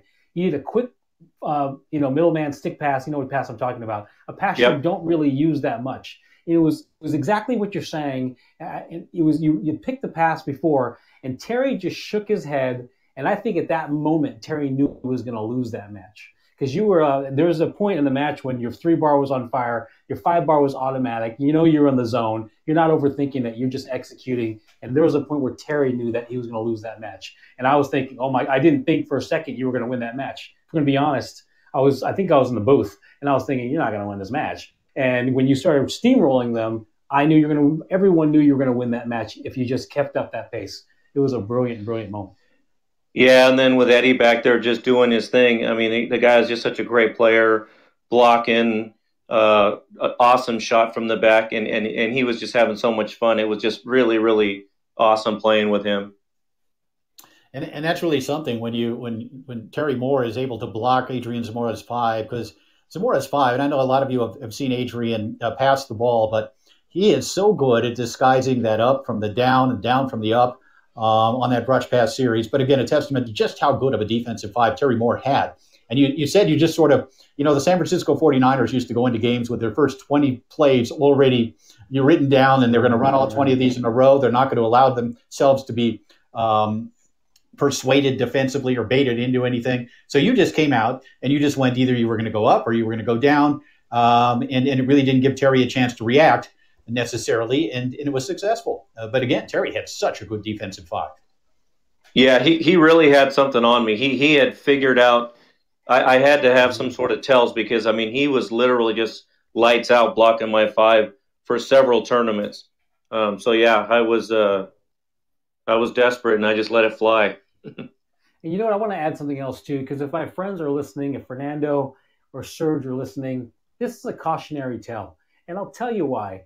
It's a cautionary tale because I talk to these guys after they have been in the spotlight in a finals match and they lose their match, and we always talk about it. We're either having breakfast or having dinner or something, or we're talking about it. And if there seems to be a running theme, it's that they couldn't make the adjustment or make the adaptation that was necessary. They were like a deer in headlights. The freight train came, it hit them, and the moment was gone. And what you're speaking to, Adrian, is you're saying, look, Terry had something on me. I decided to do something wildly different, and Terry didn't have an opportunity to get back on track and overcome that moment. And that's what my friends need to do if they're ever going to get over the hump. They need to get out of the headlights for a moment and do something radically different, whatever it is. And maybe it's something small. or maybe it's something way out there, but it's got to be something different. And it's funny. Adrian was the person who told me that it was Macias and who was it that lost in the finals of the McIntosh. It was Macias and McIntosh, and Adrian was the one who told me that he believes they lost 6 straight games and didn't call a timeout. And that's like the perfect epitome of what happens when this is happening to us, and the moment defines you, or you the moment. So I think it's a great teaching moment to describe your win here, Adrian, for anyone who's trying to get over the hump. And maybe you could be a 1990 amateur doubles world champion like me one day. You could just keep on working hard. I'll keep working hard for that. We can only hope. And I'm glad that we reminded you of that, Adrian. I'm sure you perhaps had forgotten about that 2000 win by Torres. You're a player. You're a player that came out of that San Jose school of foosball. So many great players coming out of that Central and Northern California area back in the early 1980s and then beyond. Don't let him insult you. Don't let him insult you, Adrian. Don't let him call you San Jose. But you were probably the best that came out of there. But guys like Fernando Derosa and Serge Aragones and Marc Torres and and Scott Stewart and Steve Corioso and Thor Donovan a little bit further down the coast. But all these great players that came out of that Bay Area, and you were among the best of them. But talk a little bit about what it was like, how competitive it was in that area of the country at that time. It was really competitive. I mean, we used to have local 5-granders there at Galaxy Games where the Southern Cal team, including yourself, would come up, and it was pretty competitive. But yeah, I can remember getting into some matches with Scott Stewart. He was an awesome player, and he was really a thinker, and he knew that he could get a little edge over me if he tried to get under my skin, and that's what he would do. And man, it would just frustrate the crap out of me. But it was great competition. I really give all the credit to Thor for the level that we got our games up to, because he came in and was just wiping out everybody. And then I remember Dan Casey was running the tournaments there. He made Thor start spotting points to everybody because he tried to make it a little bit more competitive, and Thor would still win. And after, getting beat up by him for a while and just playing against him, all of our games got better. Really, he's one of my favorite players for sure. And then while we got you, go ahead. Yeah. No, just Adrian, it's a tradition here on FoosTalk Live and Foosball Radio to take you back to the very beginning. And if you could let us know, when exactly was the first time you saw a foosball table? What kind was it? And what got you to really get into playing? The first time I ever saw a table was some guys around the corner from me had one. And they would play in their garage with the door open, and I'd kind of go up and ask if I could watch, and they'd let me watch. And I wound up buying that table from them. It was it was a glass top table, and from what I recall, it had a big man in the middle that reminded me of kind of like a Yosemite Sam, and it said Boss Soccer on it. And I've been trying to find out what table that was, but I've asked some people from the late, or from the real early Tornado days, and they didn't recognize it. But right at the same time also, my sister's boyfriend at the time, which is my brother-in-law now, was playing at a place called Time Zone, which wound up becoming Galaxy Games. And I used to go watch him play a little bit. And then as soon as I bought that table from those guys around the corner, I was absolutely obsessed. Some of the neighborhood kids would come and play, and they got tired of it. And then I'd come home from school, and I'd be knocking on their doors, begging them to play because I just couldn't get enough of it. So how old were you at the time? I think I was around 12 or 13. Okay. Yeah, and then I just played. I played there. I played at Time Zone, and we had a table at the junior high school I was at as well. Nice. And so I played a few years like that. And then the very first tournament I actually went to was that one that Ronnie Nevoy won in Oakland in 78 or 79, might have been 79. Yeah, just this kid there at this tournament. I remember seeing like Wiswell and Furr and a lot of these other names that I just heard about, never seen them before. And I'd be running up to them, asking them if they wanted to play, and they're just kind of pushing me off. Yeah. They're busy doing their thing and in their zone. And the finals match, I couldn't even watch. I just remember there being a huge crowd, and the crowd goes crazy. And out as the crowd kind of opens up, out comes this kid in hiking boots and like a big giant visor, which wound up being Nevoy. And I think that was the first set, and then he wound up going back and winning the second set and winning the tournament. But I did play, I think, in rookies at that tournament, lost everything I played in, and still wound up getting a tournament soccer check because there was more payout than there were teams. Really? Yeah. And then I actually started touring in the early 80s. The 84 Nationals in Denver was the first tournament I ever flew to. There was another tournament in between there in Reno that Rick Martin, I think, won that one. Mm-hmm. And then from the 84 Nationals, I hit every major tournament for quite a while after that. Wow. And do you remember the very first time in a major match that you actually won? I don't. You don't? No. Make something up. Remember that time you beat me? Oh, yeah. How could you forget that? How in the world could you forget that one, Adrian? And while we have it again, and a little bit of time left here to talk with the great Adrian Zamora here on FoosTalk Live at Foosball Radio. And again, if you're listening live, you can also listen to the podcast. It'll be uploaded here shortly after the completion of the show at foosballradio.com. But talk a little bit, and you and I discussed this in an interview we did a month or two ago when we were celebrating the 2006 World Cup, which was such a disappointing loss for you guys. Adrian was a member of that team, a significant member of that team. Talk a little bit about your World Cup experience. Of course, 2009, you came back, you guys won, and Adrian actually was the guy that scored the final goal to give the United States the first ever gold medal for this country back in 2009. Talk a little bit about that year and about the celebration after you scored that point. Yeah, the 2006 one was it was a tough one to swallow, and I think it was a good motivator for when we had to go back and play in 2009. Lot of fun playing with Tony.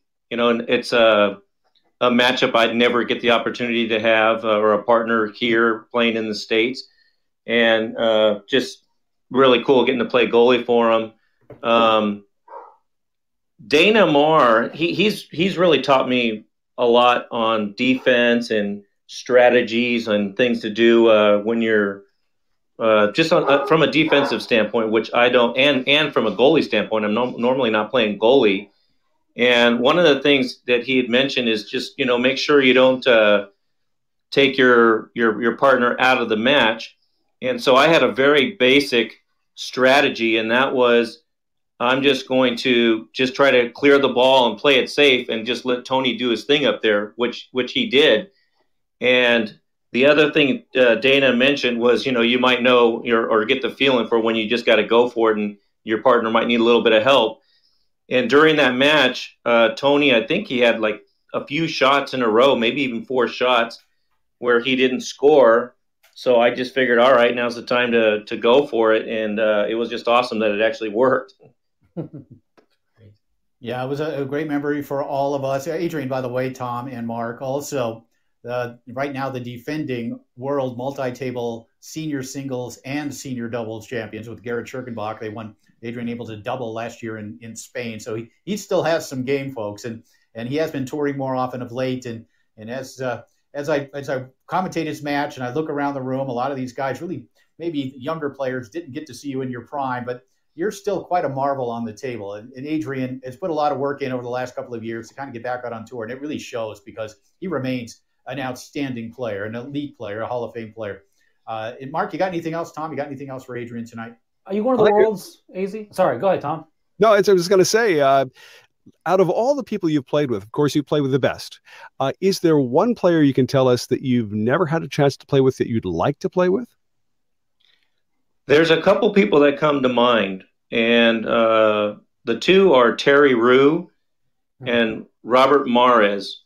And I don't know if it's even the cards really for me to team up with those guys. The reality is they're the best players, and they could get just about any partner they want. But those are two guys that I would really enjoy playing with. I'll get you hooked up with Terry. Let me work on it. Take me like 2 minutes. I'll make that happen, all right? Are you going to the Worlds, Adrian? I'm not going to the Worlds. Okay. What's your next? You're just going to wait and see? Maybe next year something? Maybe?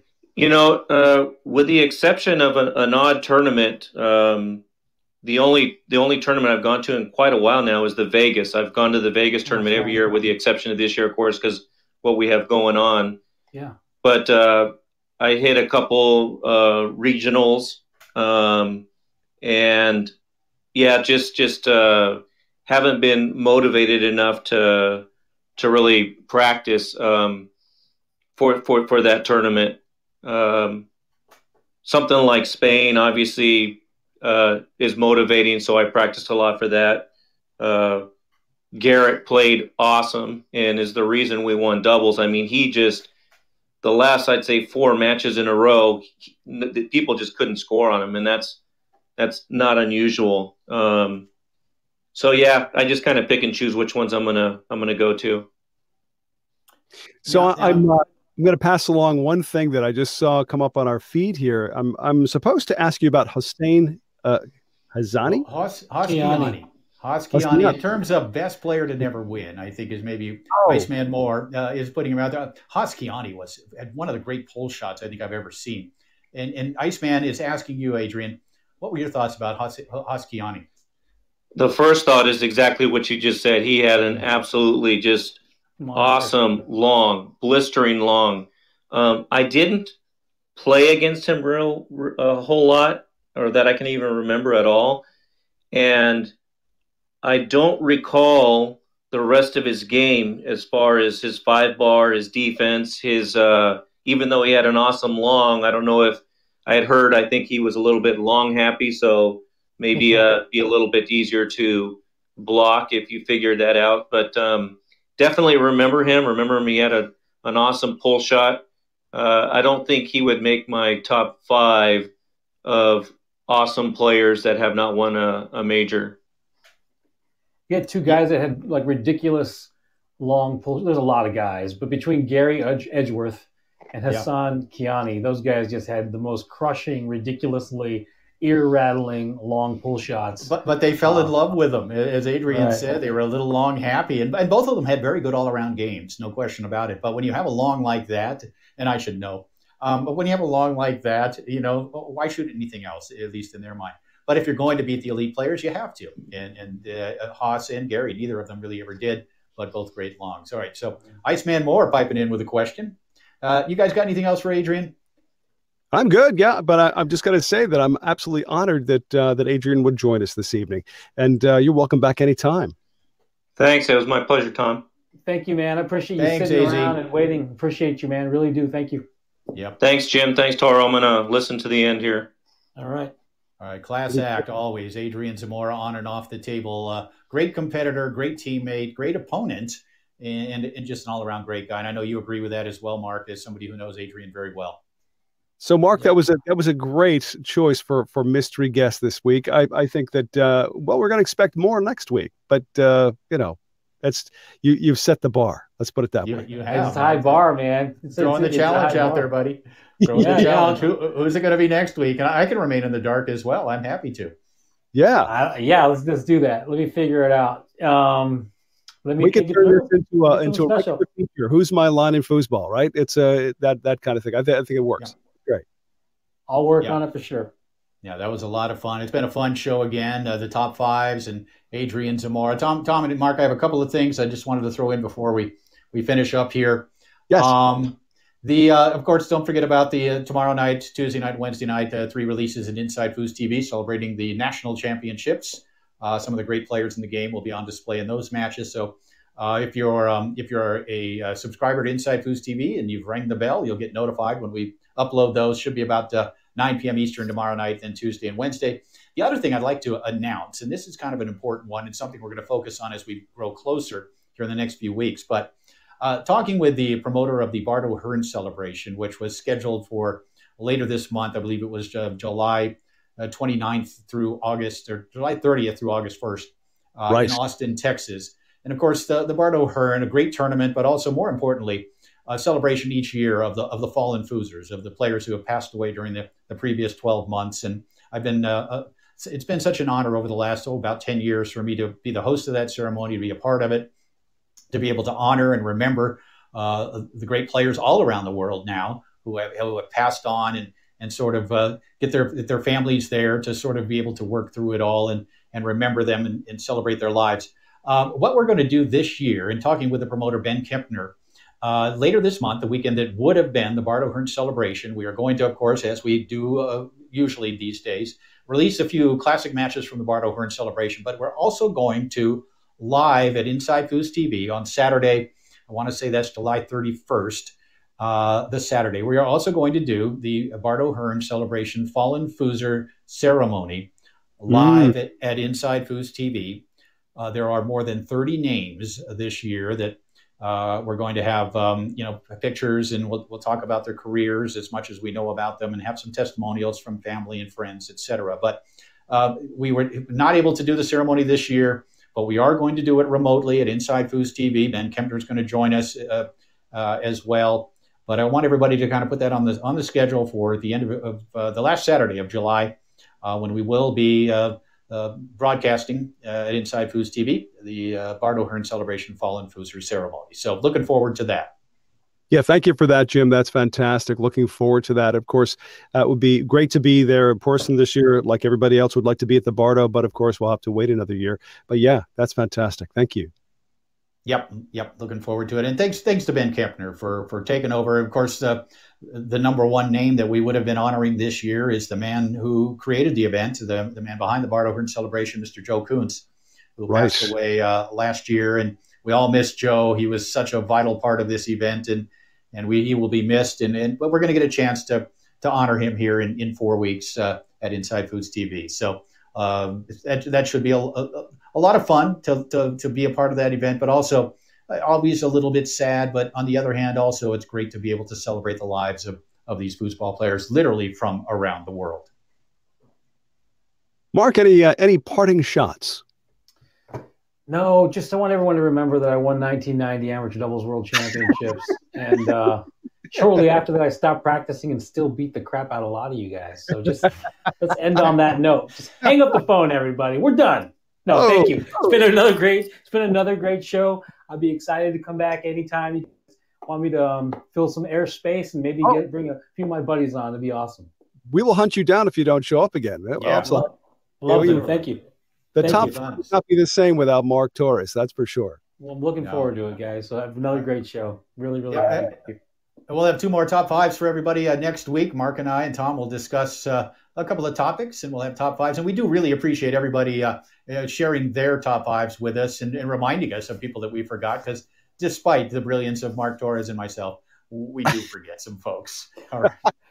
How can we forget Nivoy? Man, Nivoy, I saw Ronnie Nivoy score 10 straight shots from the back to put Lafredo out of open singles in San Bernardino I think it was called the U.S. Open. No, was it the U.S. Open? It was San Bernardino. You know what it was, Jim. Yeah, it was U.S. Open. Yep. I saw Nivoy played Lafredo in the final, the losers bracket of open singles. He scored 10 straight clean shots out of the back. I'm like, who is this guy? And that's the young master ever. That's Ronnie Nivoy. I'm like, this guy's a badass. Yep. So he would have been great on the list. Yeah, and how did we forget about Greg Perry and Tina Roton, who became the only mixed doubles team to ever win an open doubles title, a major, the national championships in 1985. How did we forget that one? But that's also part of what this is all about. Mark and I will give you ours from what we can remember. And it's great when the rest of you also share your top 5 lists as well. So we're going to come up with a couple of good ones for next week, and I hope everybody enjoyed the show. And Tom, again, thanks for bringing some professionalism and a robot, apparently, with you, to the show. Prime. No licensing either. You're just using them. That's great. Yeah, the robot does not work for union wage, so that's a good thing. Yes, that's for sure. Yeah. So guys, thank you so much for Foos Talk Live. What a fantastic episode. Enjoyed that thoroughly. And I'm about to enjoy my second IPA of the evening, which is 8.2 alcohol by volume. That'll get me through the rest of the evening. Jim, have you finished yours off? I'm about halfway through my second, but they're only at 6.5, so I'm not quite where you are yet. Drink a glass of water between beers, if you would, Tom. Okay, just I will do that, and I'll broadcast responsibly. Don't worry. It's okay. Thank you, sir. All right. Thanks, Mark. Great chatting with you again, Mark, and I'm sure we'll talk again soon. And looking forward to next week's show. All right, fellas. Take care now. Good night.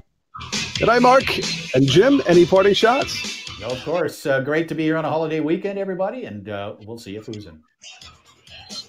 And, of course, Foosball or FoosTalk Live comes to you from Foosball Radio and Inside Foos TV, sponsored in part by 518 Print, Foosballers the Movie, Foosball Clubs USA, and Foos by Tony and Foos by Brandon.